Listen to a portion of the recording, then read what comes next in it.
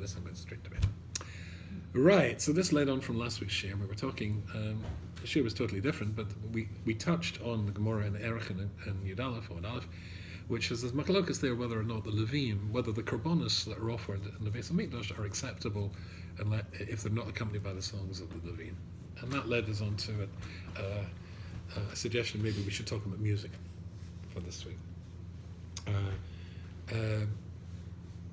Interesting. The idea of music in the Torah, it's, well, I don't, this whole share is going to sound like Israeli bashing on that. Just don't make me do it. Anyways, unfortunately, one of my children is divorced. Unfortunately. Yeah, reality is divorced. The Nuchtan is originally from Israel, and he's one of those guys. I remember I was telling him once that I went to a summer camp, and I was teaching in this summer camp, and it was beautiful English summer. English summer is very beautiful because they're never extreme. And it was the school was a sort of Quaker school, beautiful grounds, beautiful school. The gardens were like unbelievable. And I had a Walkman. Do you remember Walkman? You're too young for Walkmans. I'm talking about, do you? Anyways, and I like classical music very much. And I was listening to Elgar's Enigma Variations, and particularly his, believe it or not, the most beautiful piece called Nimrod. From a Jewish point of view, that's a problem. Anyway, so it's a popular name in Israel, in secular Jews. Not after Nimrod the king, after Nimrod the plane. The British plane is called the Nimrod. Anyway, so basically, and the music was so beautiful, the scene was so beautiful, I just literally started to cry. It was just, tears. I had that, I told this to my machun at the time, my ex-machun. You just could not get the idea that you would start to cry because of the beauty of music.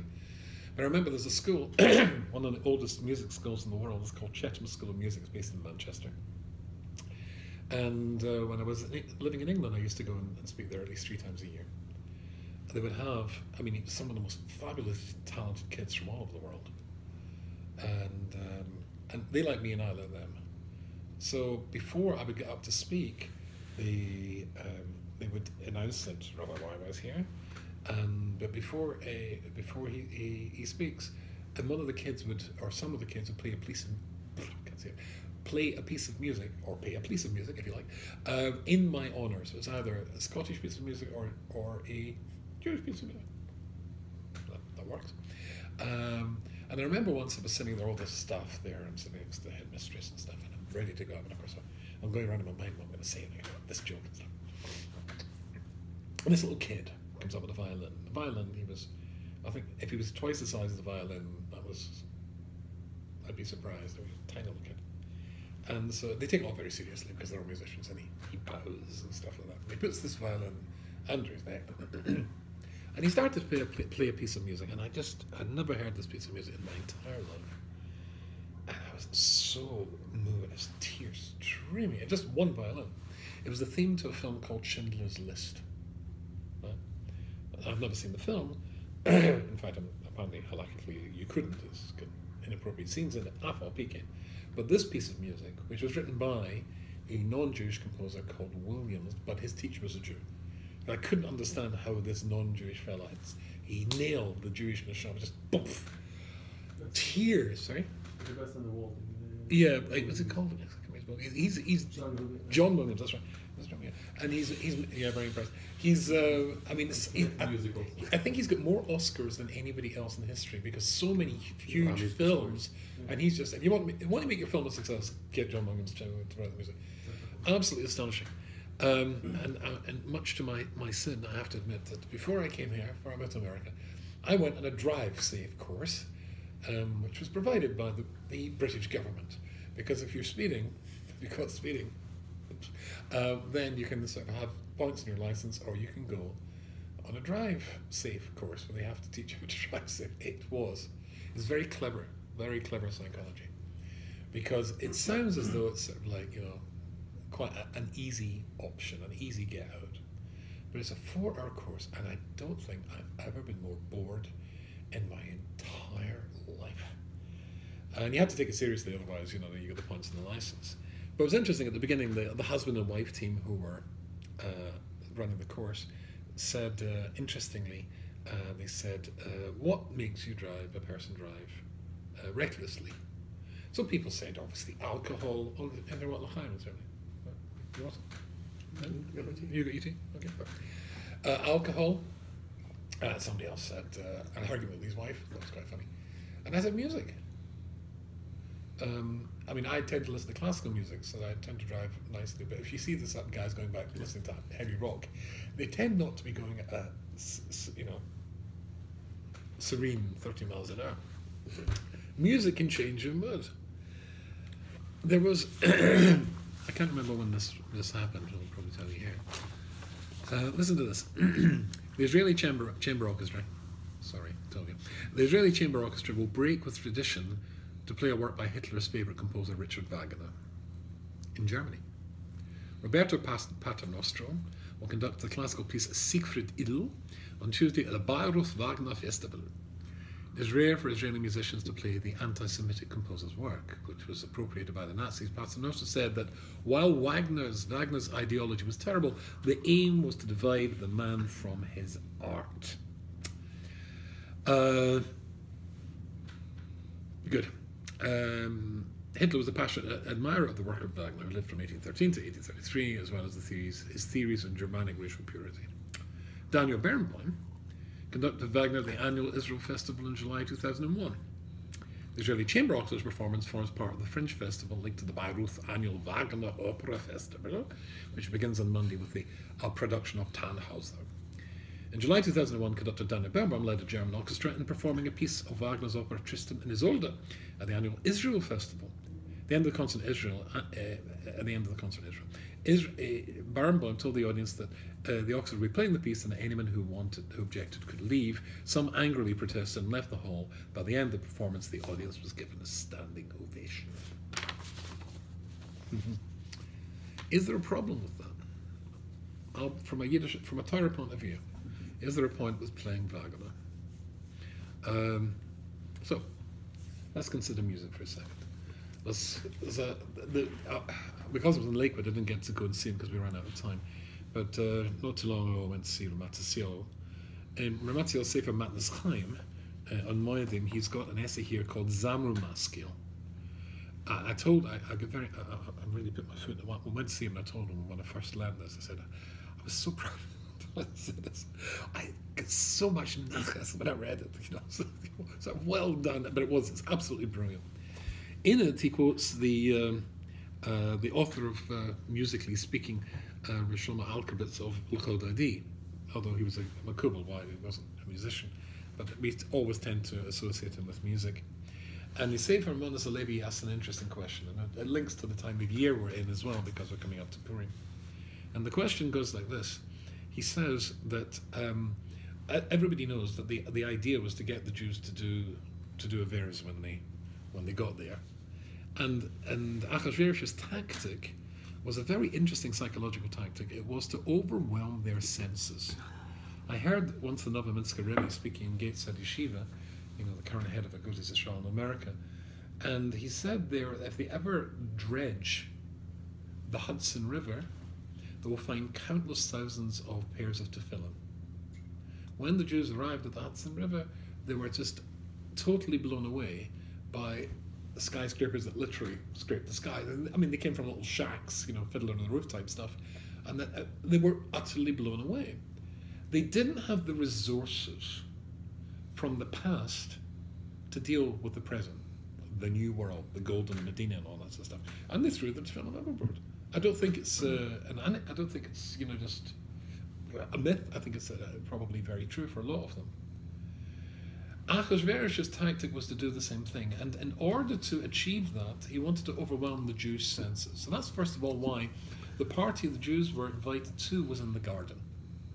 As I said before, the garden I was sitting in when I was listening to Elgar's Enigma Variations, I mean, the combined beauty was just an overwhelming experience. But the point was that in the garden, of course, what sense is going to be catered to by being in a garden? Smell, right? So there's the five senses, isn't there? So the sense of smell, the beautiful flowers and all that stuff. Wow. Then you had these beautiful coloured drapes, cloths hanging there What's that? That is sight. Then they had air conditioning coming on. No, then they had, of course, beautiful wines, and that's taste, food. And lastly, they sat in solid gold benches. I don't know if have you ever held a gold bar in your hand? No. Gold, we just get little tiny bits of gold. When I was in South Africa once, I was down a gold mine, and they came up and they gave us the whole explanation as to how gold is made and what. Gold is unique. It's a unique metal. The guy had melted gold, and he poured it into a mold. Then with the clamps, he turned it over, and it became solid immediately. So instead of cooling down gradually, it becomes solid immediately. And then he picked up with his hand, and everyone because obviously expected to see his finger or something, but it becomes cold immediately. And of course, gold never tarnishes, and it feels different. Have you ever touched gold? They sat in solid gold benches, solid gold chairs. So which sense is being catered to? They're comfortable? I don't know. I must try that someday. My best friend was a judge in Los Angeles, and before she was a judge, she was a lawyer, very successful. And there was one of these rap stars, Puff Daddy or one of these. I can't remember. I'm not an expert, but I can't remember. He, with all the money, it just completely said he had constructed a solid gold toilet bowl. Right. Okay, right. As I don't know, I don't just like to sit in solid gold, toilet bowls or anything else, but it's the sense of the tactile is the touch. But Rosh Hashanah points out that the astonishing thing was that there was only one sense that was not catered to at that party, and that was the sound of music. No references to Hollywood, you understand. But there was no music. And he says that that's absolutely astonishing because I would think of any party, apart from an Islamic culture where music is banned anyway, but think of any society and you get any celebration and there is no music. It doesn't make sense. So, he says the following thing. This is Ramatzio. So it's in those taking notes. Kufnun base. This omission, to understand, we have to know the milas and nigun, exactly what is involved from a Jewish point of view in music, in melody. The koicha hamiyuchad la'or nefesh ha'odam, and its unique ability to awaken the soul of a human being. The sameach alaloisai, to make you happy and to elevate you. And we're talking about elevating spiritually. Ad dvekas mamish, to the degree where you will actually attach yourself to the Rabbanu Shalom through music. So this is what he says. It's continuing of the Manasale. Kianigan v'hamuzika, because melody and music, dovar ya'orav lanefesh l'sibas hayesa murgola v'shama zeh b'yesa b'morim. Its koyach is the fact that you're used to music when you come to this world because you heard it in your mother's womb. You heard it before you came into your mother's womb. Music is the language of heaven. You heard music when we're all in heaven once upon a time, and we're all heading back there this time too. But music is the language of heaven, and he brings proof of that. And he says, which is obvious to anybody who doesn't want to deny what the obvious pshat of a psukim. The angels sing and sing to God. That the voices of praise and dialogue and speech, whatever that means, in heaven is all music. Interesting. And they said something very sweet. Why is it in every culture, if a baby is upset or crying, the mother takes the baby and sings a lullaby, and the baby immediately calms down and nods off? The answer: because the baby has just come from a place where it's used to hearing music. And so by singing, the mother singing the lullaby to the child, that creates, it settles down. It's back where it belongs. However, he says, Ramat says, but there's a problem with this. It's a very nice answer. So the answer would therefore be, as he goes on to say, that Achashverosh was afraid that if we were to play music at the party instead, because the whole idea of the party was not just to get the Jews to eat treif, but there were Zionists, there were prostitutes hiding behind these drapes. The idea was to completely rob the Jews of their everything. And had they played music, then instead of having the ability to corrupt them, it would have had the opposite effect. It might have made them do tshuva and avoid that. And even, let's just remind ourselves, we're not talking they would have been playing, Fiddler on the Roof or Mordechai ben David. They would have been playing Arabic-type sounding music, Iranian, whatever it would have been. And yet, within non-Jewish music too, there could have been an awakening of the soul, because music is music. And that's really what we're going to be talking about. As I said, is there any problem with listening to Wagner or any other non-Jewish composer? It's really, I suppose, that's where he's going to go to this in this share. But Ratzio says, but surely that's an insufficient answer, because can't you use music? Here, the answer of the Manas Levi, Rav Shlomo Alkabetz, is to say that no, the music might make them do tshuva. Can't you use music to corrupt as well? Can't you have in nightclubs, some of the what's that? Indigenous American music, ragtime, right? Ragtime. Scott Joplin. Do you know anything about music? Da da da da da da da da da da da da da da. That famous piece of ragtime music. Scott Joplin and so many blues people, they got their start in Beta Zionist. I don't know very much about these, I can honestly say, but apparently they have music in these sorts of places, right? Music can be in order to mis'oyer taiva as well. So that's still, we're a bit stuck then. Why not use music which is synonymous with being mis'oyer taiva? So says Ramat Sion. And he quotes the Ramban, and we were looking at Erech and Yud Aleph last week. This is the Ramban and Erech and Yud Gimel, and he says an interesting few words. Ein begashmius dak k'muzika. There is nothing in the physical world which has got such a dakistic achiza, tenure, being here than music. Music, in other words, is almost completely ruchnius. Now, to get through everything we want to get through, and bearing in mind I'm so tired after days traumatic experience that I was telling you about before we started the video. That'll get people wondering. But anyway, here he goes into great length about a mimer of the Radak, talking about the different musical instruments that we have, in our tradition. And listen to what he says here. Shematim mizokin echad. So Matzio says, I heard from one zokin. He doesn't say who it is, which is interesting. She'omar al pi do e divrei Radak. Listen to this. This is absolutely astonishing.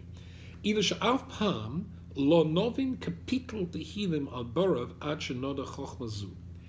If you want to understand what Tehillim means, you are incapable of getting a full understanding of Tehillim unless you understand music, unless you understand the music that David HaMelech wrote, the melody that David HaMelech wrote to accompany Kaf Gimel or Kaf Daled or whatever it is. He wrote a melody to go with it. But more than that, so he said, and of course that's Nevi'us, and that's Torah. But to understand what the Nevi'us, what the Torah, what the message of it is, without music is a failure. You're never going to do it.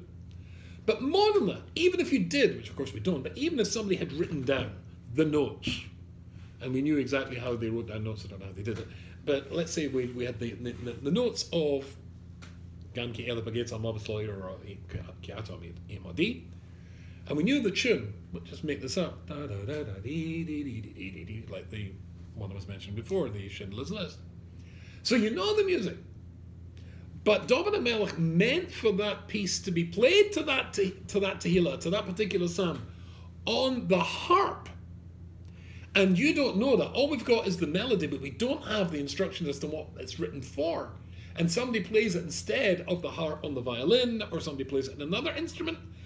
Says the Radak, an astonishing thing, that too would rob you of the ability to understand what David HaMelech wanted from this. Absolutely amazing stuff. Back to Matzia. Nimsa. Ki yesh b'koicha shal anigan lo hisif hezbar v'avonis b'dachas devarim. That means to say that music itself, in and of itself, has the ability to allow you to plumb depths of Torah which are unachievable except with music, which is astonishing. My dear friend Rabbi Professor Dr. David Gottlieb of Yerushalayim, who is a musician, used to play in the Boston Symphony Orchestra, amongst all his other incredible achievements. He is somebody who truly understands, what music is. And he told me that, and of course he's a Hasidic Yid, he said that many Hasidic Rebbes learn with music in the background. Now, I've had people complain that the Gemara talks about some Russia who did that, but listening with music, according to what we're learning with music and playing in the background, I often do that incidentally. Classical music usually playing in the background. Then that, in and of itself, could allow you to be able to understand what you're learning in a way you would never do before. Also, I remember when I was not brought up with non-Jewish classical music. I found it by accident when I was in Gateshead for 7 years, and I was in Carlisle and Liverpool for 3 years, and there used to be a store called Woolworths. And I went in there, and there was cassettes in those days. Do you remember cassettes? No.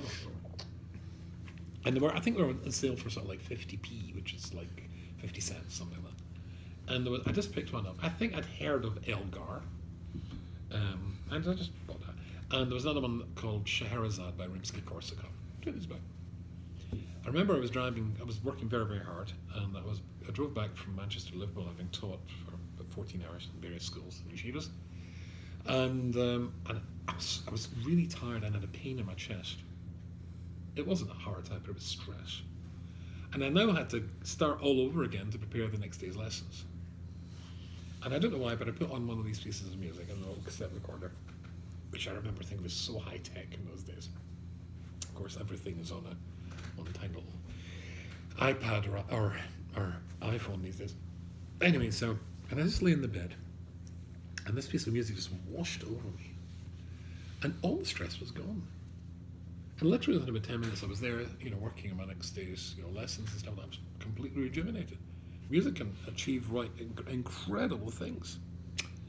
Yeah. So listen to this. We quoted him last week when we quoted the Gemara in Erechim.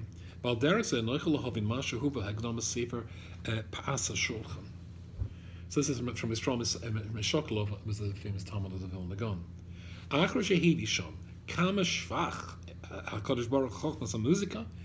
how great the Vilna Gaon praised what music is, and that's of course from an incredible Kabbalistic point of view. Hu haya omer, ki roiv, listen to this, ki roiv tami Torah, it almost sounds like gobbledygook. Ki roiv tami Torah, the most of the tami Torah, besides shiri halavim, besides tikuni hazohar, iesher liyoda beleda beloda, you could not understand them. So you're not going to understand the mitzvahs. Roiv tami Torah, the Torah. The majority of the Torah and its deeper meanings are unachievable without music.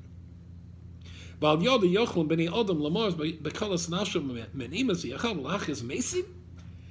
a person can achieve through music that a person could do Tchiyas HaMesim.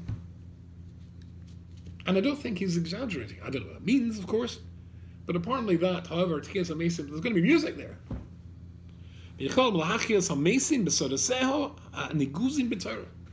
What music is programmed into the deeper meanings of the Torah, then if you know how to play that melody, as it were, you could bring dead bodies back, people back from the dead. Who are Moshe Kama Nigunim Vekama Midas Hevi Moshe Rabbeinu Mahar Sinai Moshe Merkama? Moshe Rabbeinu came down from Har Sinai, didn't bring the Torah. He brought a music book. He brought many melodies down from there as well. Okay, so here's an interesting question.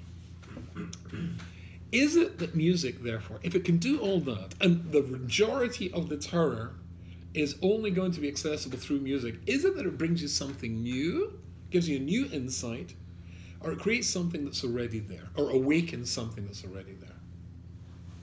I must tell you the story. It was a very good friend of mine. I said this over in Satmar about a year ago, and the son of the late Master Rosh Hashiva was there, so he said didn't get it quite right. But the story goes something like this: there was a Satmar lady who had a brain tumor, and her husband was, of course, praying like crazy outside the operating theatre as they operated to remove the tumour. It was a benign tumour, it wasn't cancerous, but still a tumour growing in your head can easily kill you because of the pressure in the brain. Anyway, the doctor, who was Italian, came out and he said, "Mr. Katzenellenbogen, I'm really pleased to tell you the operation has been a complete success. We've removed every part of the tumour. Your wife's going to make a wonderful recovery." And Mr. Katzenellenbogen, I also have to tell you that I was very impressed with your wife's Italian. She speaks perfect Italian, and I was very impressed. Said Mr. Katzenellenbogen, your wife, when we were operating on her, it's a bit like putting a wire in the brain or something like that. She started to sing in Italian, speak Italian. And he said, "My wife?" I said, "Yes, I'm Italian. And I come from an Italian family. I speak perfect Italian, and so does your wife." "Doctor, my wife not speaks English." And it turned out an astonishing thing that when the girl was born, when this lady was a little baby, when she was born, her mother became very seriously ill and could not look after her for a year. At that time, they brought in a nurse to look after her, and the nurse was Italian and used to sing to her and speak to her in Italian. And a bit like, they say in the computer, whatever you look at, whatever pages go, or somewhere on some sort of hard drive somewhere, the only way you can really clean your computer is take out the hard drive and hit it with a hammer and set fire to it or something like that. It's the same inside your brain. Right? It can be that the music will... So the question is, does music bring something that's already there, like this story, or does music, when you're learning Torah, is it mechadish? Interesting question, huh?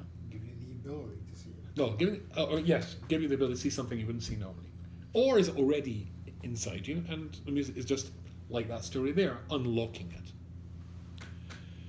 Okay. We already learned it, so is it just unlocking it? Sorry? We already learned Yeah, it. and it's just unlocking it. So that's what he says. This is astonishing. Is that singing also, or just music? No, yeah, I'm glad you brought that up. I was going to bring that up later. Yeah, we're not talking about singing. Singing is extraordinarily problematic. Now, if it's done with the Melos words, then it's Nevi'us, that's different. But in the question about, as I said, can you listen to Wagner? I'm just talking about the melody of Wagner. Can you listen to Beethoven? Can you listen to Mozart? These sorts of people. Is there a problem listening to that? If it's the melody, that's one question. If you're listening to, I don't know if Wagner wrote songs, I'm sure he did. Certainly Schubert did. Schubert's one of my favorite composers. Let me give you a tip. I don't know if you listen to classical music. I'm not sure if you're interested in listening to classical music, as it's an important part of my life. But if you do want to listen to classical music and you want to begin this process, never, ever, ever buy a book or do a search for a biography or the life of the great composer whose music you enjoy.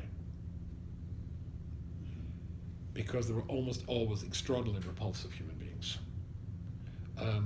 The Israeli national anthem is, of course, the Hatikva. The Nigun, the melody, is taken from a Czech composer called Smetana. Although I've heard people argue it was actually a Jewish tune that she took from other people. Anyway, but Smetana was a famous anti-Semite. Schubert and Brahms both said that they wrote the most beautiful pieces after they came back from the base of Zoynas. That might spoil your listening to Schubert a little bit when you know that sort of stuff. But words are totally different. Have you heard of a group called the Beatles? Okay. Now, I don't know what you think of the Beatles, but there's no doubt that in my mind that some of their melodies, if you're just talking the melodies, are really nice pieces of music. Like, have you ever heard a song called Eleanor Rigby? Very, very beautiful piece of music. However, if the words, that makes it a totally different experience. No, we're not talking about words, we're talking about this. So he says, so the question is it mechadish or is it not mechadish? So he says,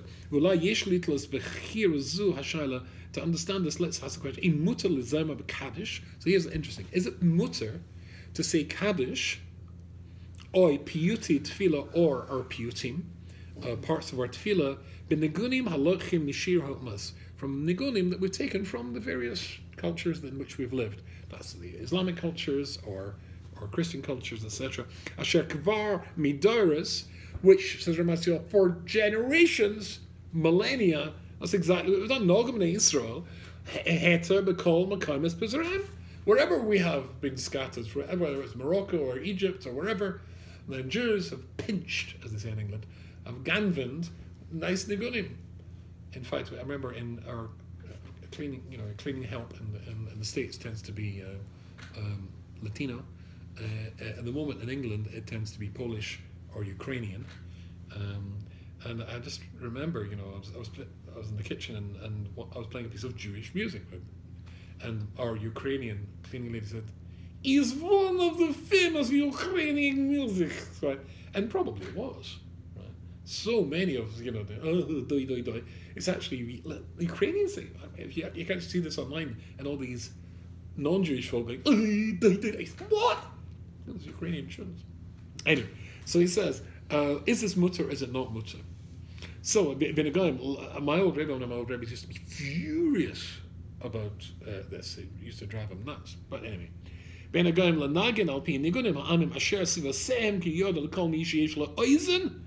This is obviously from non-Jewish sources. The enemy's got an ear. You can see the different tunes that the people use that obviously came from non-Jewish sources. Okay. He goes into a whole shakla batari here. I'm not going to get to the chidah and where it comes from, but the maskana, to cut to the chase, is Ein Hadini Imam. Those people say you can't use non-Jewish tunes. Ein Hadini Imam ki ein bekach klum. There's no problem with doing that at all. Interesting. So he goes into, now I'm going to read you the Hezbollah here because it's important. By Hezbollah who al pi hana. From that, how it can be that there's no problem to taking this music is what we said. Because there is nothing in the etzim nature of a piece of melody, either kedusha or tuma, right? It's not kashrus, it's not food. That's right. Ela hamilim v'hirurim heim all the timel kedusha. But the words that come in, which comes back to you, or the emotion it evokes, that can be either negative or positive. V'al pihem poyol hanigun o shomav al kedushas o tuma rotzlama ki azem rak ma'ora masha gavar nikva b'fnim halev aval enim echadish boy klim. No, it's the music is going to awaken that which is already inside you, and therefore, as a consequence of that, if it's something negative inside you, then the music will bring out something negative. If it's something positive inside you, it'll bring out something positive. Therefore, Lefiana, Yuvan Oid al Nigan Chal al Amilim, all Amachshab, and sorry. Yeah. And therefore, even if there is a melody which, in a non-Jewish mind, as I said before, when Schubert or Bach, or not Bach, Brahms, went to a bordello, a brothel, and then wrote, even though what he had in mind, if he was picturing Zionism, or whatever he was picturing, that does not translate, it does not transfer from his thought into the notes, into the semi-quavers and the minims and all that stuff. But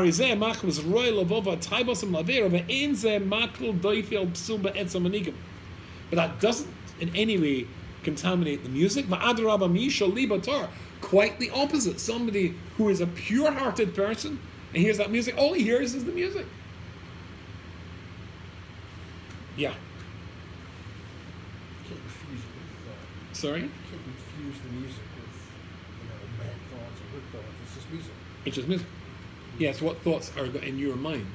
Doesn't mean you can't create associations with music with good No. No, you can do that yourself. Yes, you can do it. Oh, Rega. That's why I said, we're coming to the climax of this whole thing, so hold on just a second. Don't lose that thought. Of course. Let's go back to the original question. So why wouldn't you have the music there? Because obviously music, as we just said, could be used for negative as well.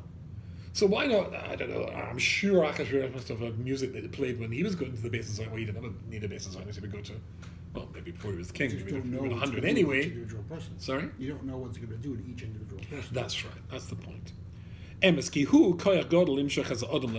So therefore, music in and of itself could be used to promote incredible negative. Abel, Yisrael kadoshim him. But what's the basic nature of a yid? The basic nature of a yid is we're created to be Kosher.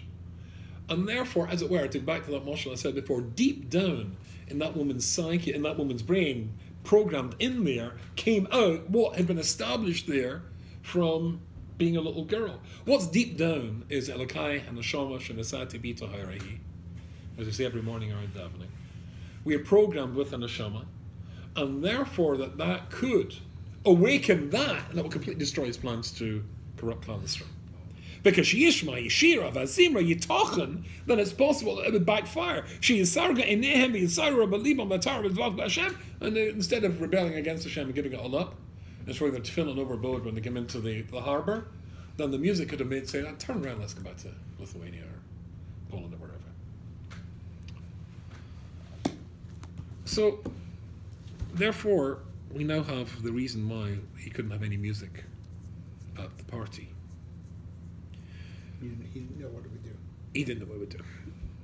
So the question really is, with regards to this question, we talked about the Israeli Chamber Orchestra playing Wagner.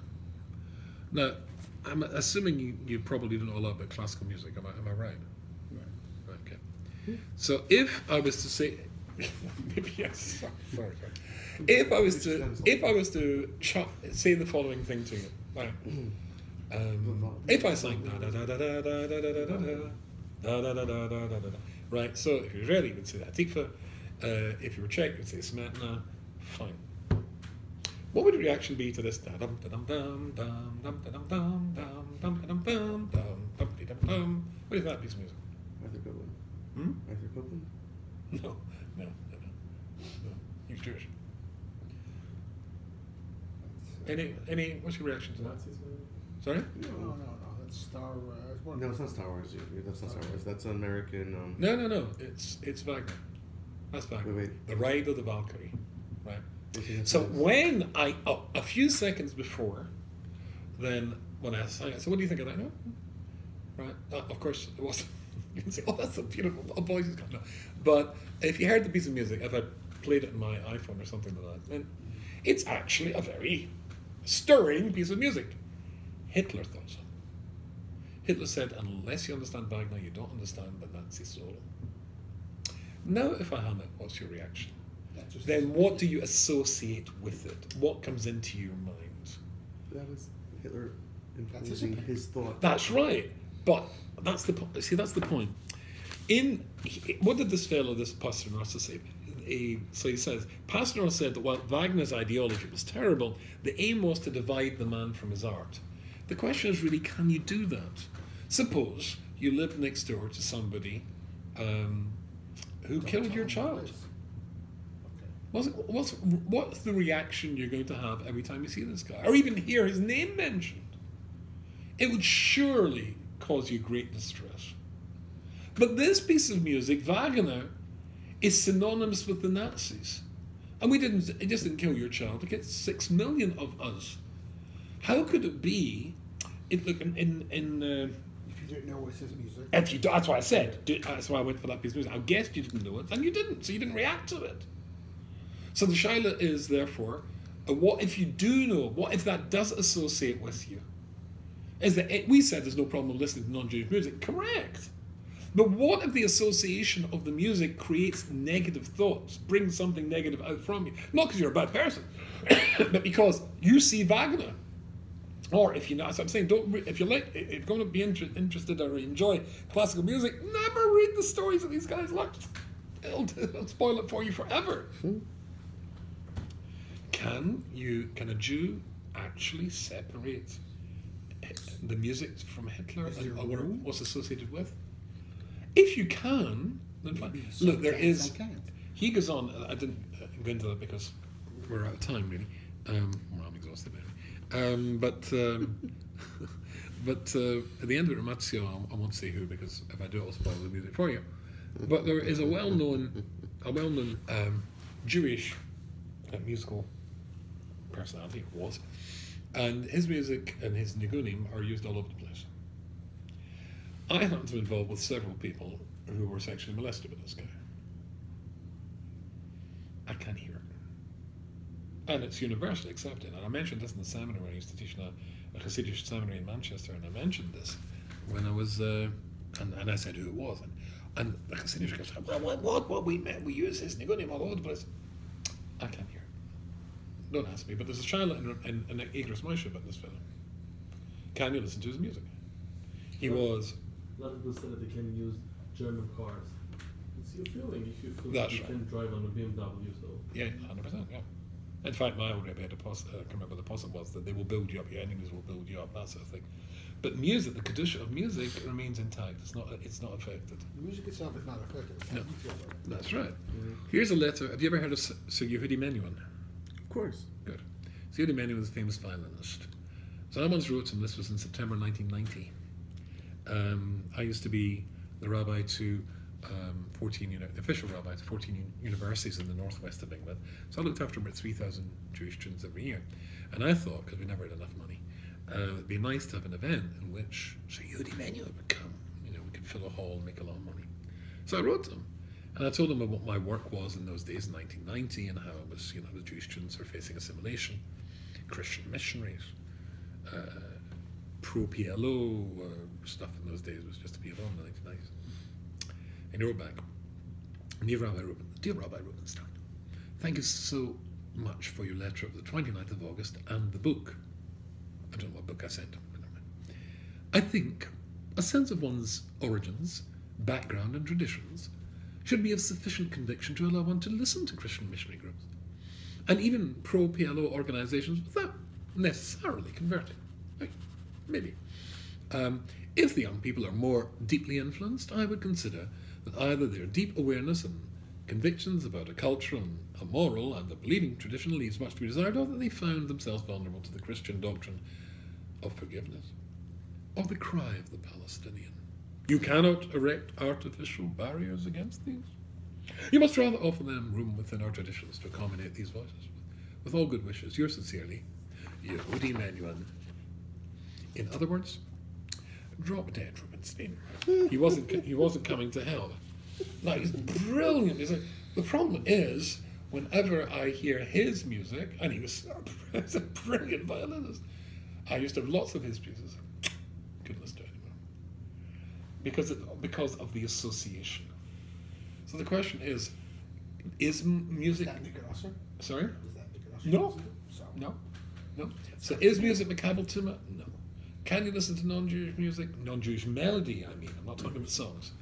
Of course you can. So any piece of music is okay. Any piece of music. Otherwise... Put words to it, then you have an issue. That was the one my Rebbe used to go crazy about. It's a Christian hymn. Doesn't matter. But if it was a Christian hymn and you knew it was a Christian hymn, and all you thought of was crusades and pogroms and stuff like that, then